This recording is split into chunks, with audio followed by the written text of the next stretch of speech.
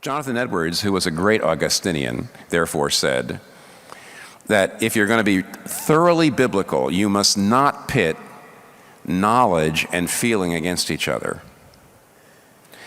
That if you say, I know I should be generous with my money, but I'm just not doing it, he would say, well, there's a sense in which you know what you should do, but you're not doing it. But there's another sense in which you don't really know what you should do. Let me give you an example. This isn't, excuse me, I'm better than I was yesterday, but not as better as I'd like it to be. When I was a pastor in Virginia many years ago, I had a young girl in my church, and she was she's about 15 years old, I guess. And she was discouraged, she was depressed often. And at one point, and the family was a prominent family in the church, and I tried to help the family with her. And at one point, she came into my study and we were talking.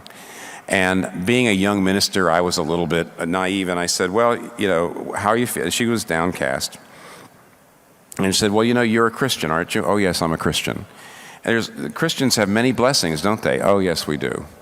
And so we counted the blessings a little bit, you know, about the great things that as a Christian she could count on, and she knew was happening there, and all those great things in her life.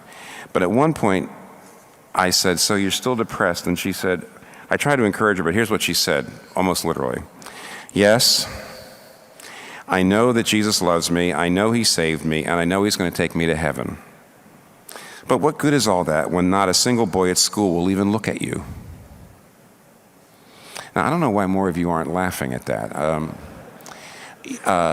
What she was saying is, yeah, I'm saved. Yes, I'm going to heaven forever. Yes, you know, I'm a daughter of the King. Yes, I'm going to be glorified. I'm justified, sanctified, glorified, and all that.